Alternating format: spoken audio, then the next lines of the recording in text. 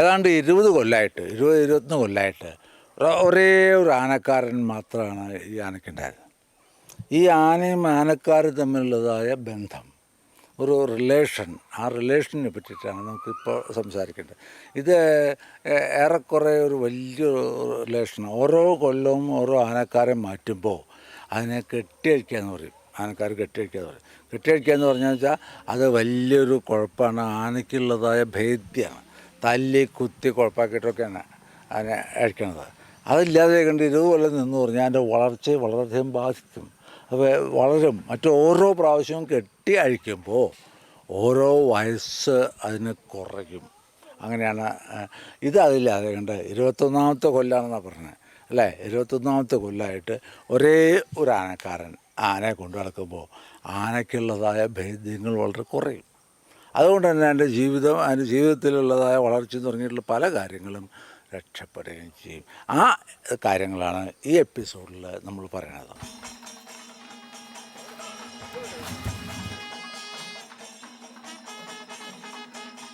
അപ്പനപ്പാപ്പന്മാരുടെ കാലം മുതൽക്ക് തന്നെ ആനകൾ ഉണ്ടായിരുന്ന കുടിയേറ്റ കർഷക കുടുംബക്കാരാണ് പൂഞ്ഞാറിലെ പ്ലാത്തോട്ടംകാർ.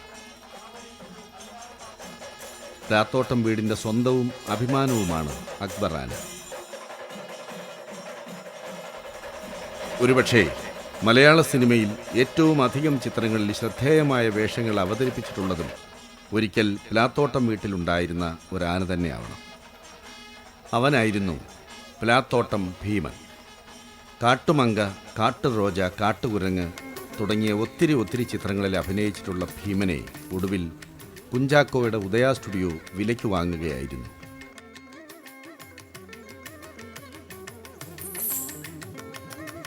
ഭീമനടക്കമുള്ള പഴയ തലമുറയിലെ കുറേയേറെ ആനകളുടെ കാലം കഴിഞ്ഞ് ഇന്നത്തെ പ്ലാത്തോട്ടം സഹോദരന്മാരിൽ ആന വളർത്തലും ആന വിനിമയവും സീരിയസായി ആദ്യമെടുത്തത് വീട്ടിലെ മൂത്ത പുത്രനായ പ്ലാത്തോട്ടം അപ്പച്ചനായിരുന്നു.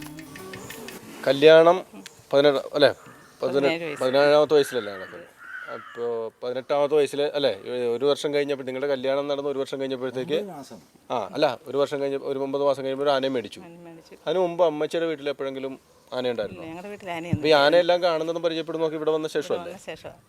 പേടി തോന്നിയിട്ടില്ല ഇതിനോട്? പേടി തോന്നിയിട്ടില്ല. ഈ ആ പ്രായത്തിലും ഇല്ല. കുമാരിയാന അല്ല, ആദ്യം കുമാരിയാന വീട്ടിൽ ഞങ്ങളുടെ തറവാട്ടിൽ ആന ഉണ്ടായിരുന്നു. അവിടെ ഉണ്ടായിരുന്നു? തറവാട്ടിൽ ഞങ്ങൾ അവിടെ നിന്ന് ഇറങ്ങുമ്പോൾ തന്നെ ഒരു ആനയെ കണ്ടോണ്ട് ഞങ്ങൾ ഇറങ്ങി അവിടെ നിന്ന് പോരുന്നതല്ലേ? അപ്പോൾ ആന ഒരു ഐശ്വര്യവും ലക്ഷണവും നല്ലൊരു റോഡിലിറങ്ങിയപ്പം റോഡിലിറങ്ങിയപ്പോൾ ഇങ്ങനെ ഒരു ആന ഞങ്ങളുടെ മുമ്പിൽ വന്നു. അപ്പോൾ അവിടെ വണ്ടിയിലിരുന്ന് വേരപ്പന്മാരൊക്കെ പറഞ്ഞു ഇതൊക്കെ നല്ല ലക്ഷണോദ്ധതിയാണല്ലോ എന്ന്.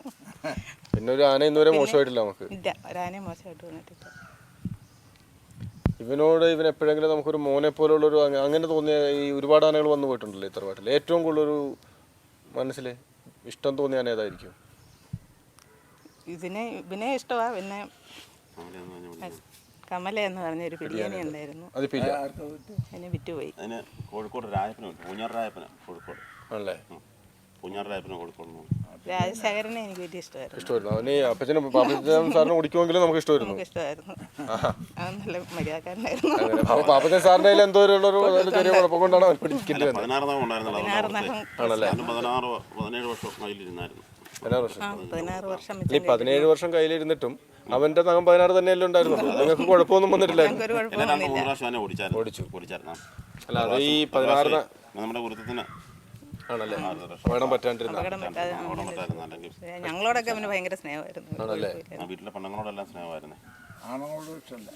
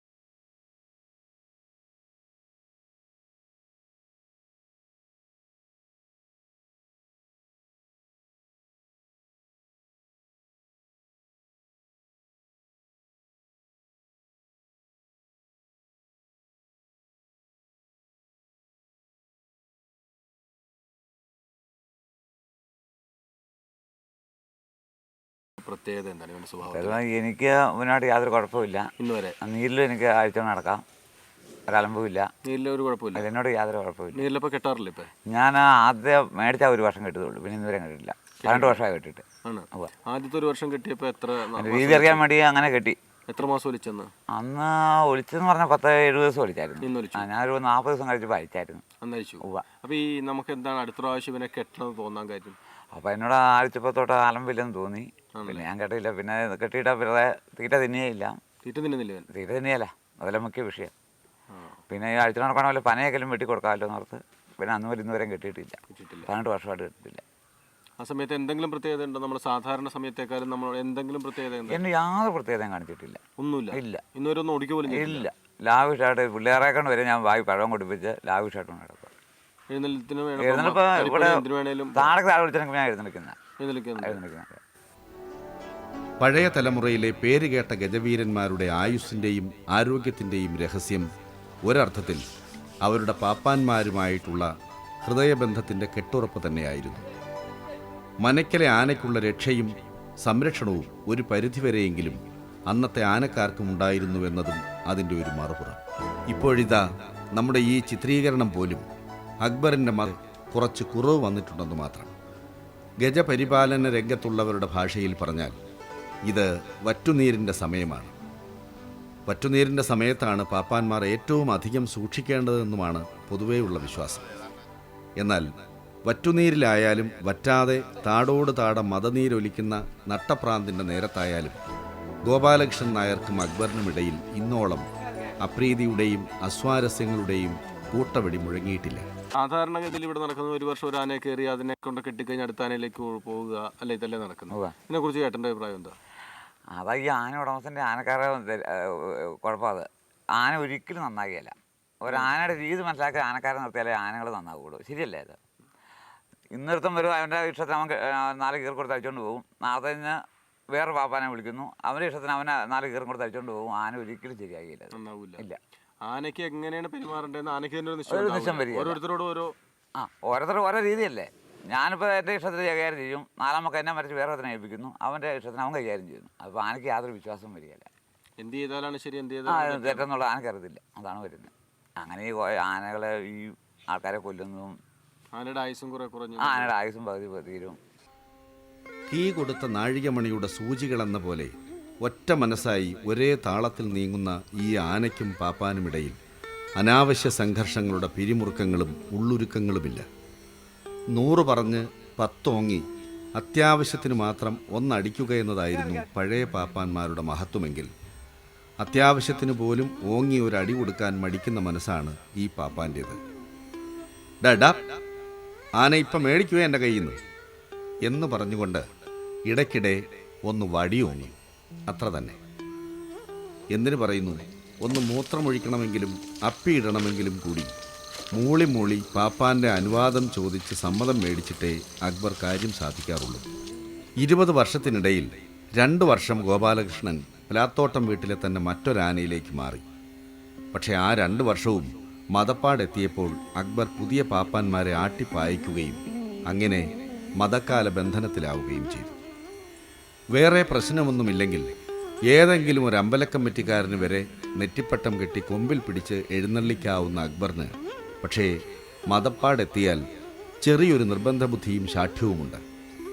പാപ്പാനൊഴികെ ആ സമയം ആരും തന്നെ പേരെടുത്ത് വിളിക്കാൻ പാടില്ല. വിളിച്ചാൽ അപ്പോൾ കൈ കിട്ടുന്നത് എന്തായാലും അത് ഓലമടലോ പനമ്പട്ടയോ എന്തുമാകട്ടെ, അതുകൊണ്ടൊരു ഗൂഗിളി നടത്തും. നിങ്ങൾ ഈ അമ്പാറക്കാരിൽ ഒരുപാട് ആനക്കാരുണ്ടെന്ന് തോന്നുന്നില്ലേ? ചേട്ടൻ്റെ അല്ലേ, ചേട്ടൻ്റെ കുടുംബത്തിൽ തന്നെ ഒരുപാട് ആൾക്കാരുണ്ട്. എത്ര ആനക്കാരുണ്ടാവും ചേട്ടൻ്റെ കുടുംബം? ഇപ്പോൾ കുറവായി. ഞങ്ങൾ ആനക്കയറ്റത്തിൽ ഇപ്പോൾ ചുരുക്കമായി എന്ന് പറഞ്ഞാൽ ഞങ്ങളിപ്പോൾ 4-5 പേരേ ഉള്ളൂ. എല്ലാം നിങ്ങളുടെ വീട് ആലപ്പാട്ട് അല്ലേ? ഈ ആലപ്പാട്ട് കുടുംബത്തിൽ ഒരു ഘട്ടത്തിൽ എത്ര ആനക്കാർ വരെ ഉണ്ടായിരുന്നു? ഒരു ആനക്കടത്തിൽ 10-50 പേരുണ്ടായിരുന്നു. ആനക്കാരായിട്ട് തന്നെ. വീട്ടിലെല്ലാവരും ആനക്കാരായിട്ട് തന്നെ വരുന്നവർ ആനക്കാരാടെ പോകുന്നത് ആണ്. നിങ്ങളുടെ കുടുംബത്തിലെ ആലപ്പാട്ട് കുടുംബത്തിലെ ഏറ്റവും പേരെടുത്ത ആനക്കാരനായിരിക്കും? ചേട്ടനായിരിക്കോ വേറെ ഏതെങ്കിലും? അല്ല, വേറെ ഉണ്ടായിരുന്നു. എൻ്റെ ഒരു അമ്മാനുണ്ടായിരുന്നു. എന്താണ് പേര്? പുള്ളിയുടെ പേര് വേല എന്നായിരുന്നു. പുള്ളി ഞങ്ങൾ വിളിക്കുന്നത് ഓപ്പച്ചി എന്നായിരുന്നു. ഓപ്പച്ചി. പുള്ളിയായിരുന്നു ഫേമസ് ആനക്കാരൻ. എന്തായിരുന്നു പുള്ളിയുടെ ഈ തൊഴിലിനൊരു പ്രത്യേകത? പുള്ളി കയറാത്ത ആനയില്ല, പുള്ളി അടിച്ചു കയറാത്ത ആനയില്ലായിരുന്നു. അത്ര മിടുക്കനായിരുന്നു. പുള്ളിക്ക് ജീവിതത്തിൽ ഒരിക്കലും അപകടമൊന്നും പറ്റിയിട്ടില്ല? ഇല്ല, ഒന്നും പറ്റത്തില്ലായിരുന്നു. പുള്ളിയെ വെച്ച് പുള്ളിയുടെ 2 മക്കളെ ആന കൊന്നേച്ച് പിന്നെ കുത്തിയേച്ച് റോഡെ നടന്നു വരുമ്പോൾ പുള്ളി വടിക്കുമ്പോൾ നടുറോഡിൽ നിന്ന് പിടിച്ച് നിർത്തുക. 2 മക്കളെ കുത്തിയിട്ട് നടുറോടെ ഓടി വരുമായിരുന്നു. അന്നേരം പുള്ളി ഷാപ്പിൽ നിന്ന് ഇറങ്ങി പുള്ളി ഒരു വടിക്കമ്പാട് പറഞ്ഞു നിർത്തുക. അവിടെ ആന നിർത്തി. അത്ര ഫേമസ് ആനക്കാരനായിരുന്നു. ആണ്ടോടാണ്ട് കൊണ്ടാടി വരാറുള്ള ഉത്സവം എന്ന പതിവ് പല്ലവി പോലെ ആ ഉത്സവത്തിന് നമ്മുടെ അക്ബർ ആശാനും കൃത്യമായി ഉണ്ടായിരിക്കണമെന്ന് വാശി പിടിക്കുന്ന ഒരുപാട് ഉത്സവ കമ്മിറ്റിക്കാരുണ്ട്. പക്ഷെ അവരിൽ ചിലർക്കെങ്കിലും അവൻ്റെ പേര് തൽക്കാലത്തേക്കൊന്ന് മാറ്റി കിട്ടണമെന്ന് മാത്രം. അത്തരക്കാരുടെ മനഃശാന്തിക്കായി അവൻ്റെ പാട്ടക്കാരനായ ബാലൻ മാഷ് ഒരു വിളിപ്പേരും ലോക്കറ്റും ഒരുക്കി വച്ചിട്ടുമുണ്ട്. അതാണ് ഗണപതി. ആനയ്ക്കിതിൽ പരം വേറെന്താ ഒരു പേര്? അതെ, ഒന്നായ നിന്നേഹ രണ്ടെന്ന് കണ്ട് ആർക്കെങ്കിലും ആത്മസംതൃപ്തി കിട്ടുമെങ്കിൽ അവനായിട്ടെന്തിനാ അതില്ലാതാക്കുന്നത്? അക്ബർ ആയാലും ശരി, ഗണപതി ആയാലും ശരി, ഉത്സവത്തിന് പ്ലാത്തോട്ടം അപ്പച്ചൻ്റെ ആന ഉണ്ടാകണമെന്ന കാര്യത്തിൽ വിട്ടുവീഴ്ചയില്ലാത്ത അമ്പലക്കാരിൽ ഏറ്റുമാനൂർ അമ്പലമായിരിക്കും ഏറ്റവും പ്രധാനപ്പെട്ടത്. കേരളത്തിലെ 100 കണക്കായ ഉത്സവങ്ങളിലെ തിടമ്പുകളുടെ കാര്യമെടുത്താൽ അവയിലെല്ലാത്തിലും വെച്ച് ഏറ്റവും ഭാരമേറിയ തിടമ്പ് വൈക്കത്തഷ്ടമിയോടനുബന്ധിച്ച് ഉദയനാപുരത്തപ്പൻ എഴുന്നള്ളുന്ന തിടമ്പായിരിക്കുമെന്നാണ് വിദഗ്ധമതം. ആ തിടമ്പിനേക്കാൾ ഒട്ടും ചെറുതല്ലാത്തതാണ് ഏറ്റുമാനൂർ അമ്പലത്തിലെ ആറാട്ട് എഴുന്നള്ളത്തിൻ്റെ തിടമ്പ്. രാവിലെ 11:30 മണിയോടെ ആനപ്പുറത്തേക്ക് എടുക്കുന്ന തിടമ്പ് നാട് നീളെയുള്ള പറയെടുപ്പുകളും വരവേൽപ്പുകളും ഏറ്റുവാങ്ങി ആറാട്ടുകടവിലെത്തുമ്പോൾ സമയം സന്ധ്യയോടടുത്തിരിക്കും. ഇത്തിരി നേരത്തെ ഒരു നടുനീർത്തലിന് ശേഷം പിന്നെയും തിടമ്പേറ്റി ക്ഷേത്രത്തിലേക്കുള്ള മടക്കയാത്ര. 100 കിലോയ്ക്കടുത്ത് ഭാരം വരുന്ന ഉത്സവത്തിടമ്പും പിന്നെ ഒട്ടും മോശക്കാരല്ലാത്ത ഏതാനും മനുഷ്യരെയും വഹിച്ച് 10-18 മണിക്കൂറുകളോളം ഒരാന മിണ്ടാതെ ഉരിയാടാതെ ഉറുക്കുന്നൂലും കെട്ടാൻ വിമ്മിഷ്ടപ്പെടുന്ന മണിച്ചിത്രത്താഴിലെ KPAC ലളിതയെ പോലെ നടകൊള്ളണമെന്നുണ്ടെങ്കിൽ അവന് അസാമാന്യമായ ക്ഷമാശീലവും സഹനശക്തിയും അത്യന്താപേക്ഷിതമാണ്. അതെ, അക്ബറിൻ്റെ നിസ്തുലമായ ആ പ്രതിഭയ്ക്കുള്ള അംഗീകാരമെന്നോണം കഴിഞ്ഞ 8 വർഷമായി തുടർച്ചയായി അക്ബർ തന്നെയാണ് ഏറ്റുമാനൂരപ്പൻ്റെ ആറാട്ട് എഴുന്നള്ളത്തിന് നിയോഗിക്കപ്പെടുന്നത്. പണിയെടുക്കുക, നന്നായി ഭക്ഷണം കഴിക്കുക, എവിടെയെങ്കിലും മാറിക്കിടന്ന് സ്വസ്ഥമായി ഉറങ്ങുക, അത്രയേ ഉള്ളൂ അക്ബറിൻ്റെ ദൈനംദിന പ്രശ്നങ്ങൾ. അക്ബറിനെയും കൊണ്ട് പണിക്ക് പോയിട്ട് ഇന്നോളം ആർക്കു മുന്നിലും നാണം കെടേണ്ടി വന്ന അവസരമുണ്ടായിട്ടില്ലെന്ന് അവൻ്റെ ഉടമകൾ അഭിമാനത്തോടെ പറയും. എത്ര വലിയ മരമായാലും ശരി, അക്ബർ ഒന്ന് മനസ്സ് വെച്ച് ഇന്നാ പിടിച്ചോ എന്ന മട്ടിൽ ഉന്തിത്തള്ളിയും കടിച്ചു വലിച്ചുമൊക്കെ പടക്കിറങ്ങിക്കഴിഞ്ഞാൽ മരം എപ്പോൾ എത്തേണ്ടിടത്ത് എത്തിയെന്ന് ചോദിച്ചാൽ മതി. പക്ഷെ അവിടെയും ചെറിയൊരു ക്രമപ്രശ്നമുണ്ട്. എല്ല് നുറുങ്ങുന്ന തടിപ്പണിയുടെ വാശിക്കിടയിൽ ഉടമയായ അപ്പച്ചൻ്റെ കൺവെട്ടം കണ്ടാൽ അപ്പോഴേ പണിയൊക്കെ മതിയാക്കി ഇങ്ങി കയറിപ്പോരും. എന്ത് പണിയാ അക്ബറെ ഈ കാട്ടണേ? എന്തെങ്കിലും ചെയ്താൽ അതൊരു കടവിലടുപ്പിക്കാതെ ഇങ്ങനെ തോന്നിയ പോലെ കയറി പോണത് നല്ല ശീലമാണോ എന്ന് ചോദിച്ച് പാപ്പാൻ പിന്നാലെ ചെന്നാലും ശരി, അവനതൊന്നും മൈൻഡ് ചെയ്യില്ല. ജോലിക്ക് പോയ അച്ഛൻ തിരിച്ചു വീട്ടിലെത്തുന്ന നേരം ഇന്നെന്തുവാ കൊണ്ടുവന്നിരിക്കുന്നതെന്ന് ചോദിച്ച് ബാഗ് തുറന്നു കാണാൻ തിരക്ക് കൂട്ടുന്ന ഒരു 5 വയസ്സുകാരൻ്റെ മനസ്സായിരിക്കും ആ സമയം അക്ബറിൻ്റേത്.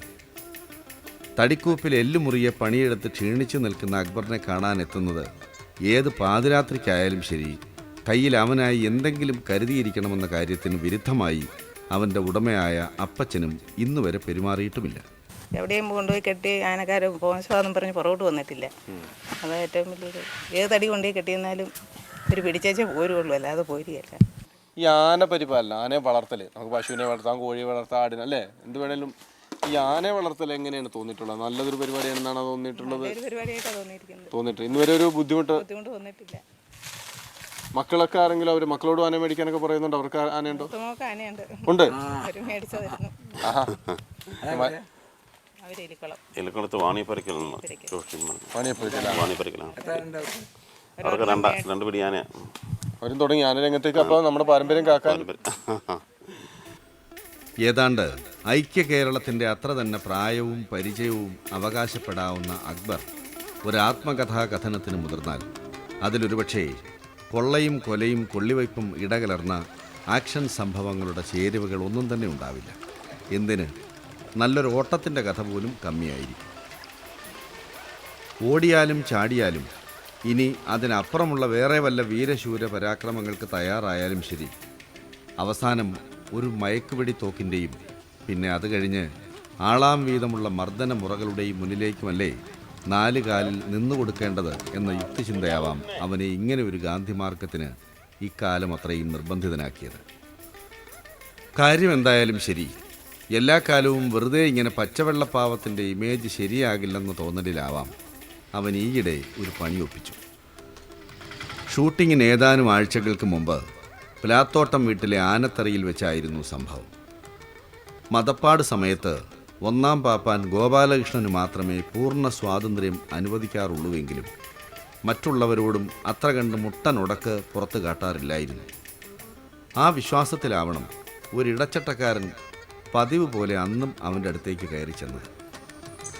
പക്ഷേ പിന്നിൽ നിന്നും ഒരു വശത്തുകൂടി അപ്രതീക്ഷിതമായി കയറി വന്ന ആ പാപ്പാനെ ആന പെട്ടെന്ന് കടന്നടിച്ചു.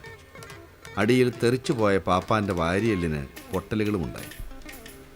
പക്ഷേ ആ സംഭവത്തിലും അക്ബർ ഒരിക്കലും കുറ്റക്കാരനാകുന്നില്ലെന്നും മതപ്പാട് ഘട്ടത്തിൽ ആനയുടെ പിന്നിൽ നിന്ന് പെട്ടെന്നങ്ങനെ കയറി ചെല്ലാൻ പാടില്ലാത്തതുമാണെന്നാണ് ഭൂരിപക്ഷ അഭിപ്രായം. ഇപ്പം നീരിലെ ഗോപാലകൃഷ്ണൻ ചേട്ടന് എല്ലാ സ്വാതന്ത്ര്യമുണ്ട്, ഒരു കുഴപ്പമില്ല. ഇല്ല. പക്ഷെ അപ്പോൾ ചേട്ടനാണ് ഇതിൻ്റെ അടുത്തേക്ക് എന്നെ അടുപ്പിക്കില്ല. അടുപ്പിക്കില്ല. പിള്ളേരെ ഒരു കുഴപ്പമില്ല.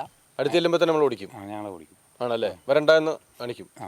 നീരില്ലെങ്കിൽ ഒരു കുഴപ്പമില്ല, എനിക്ക് കാണാൻ ചെയ്യാം.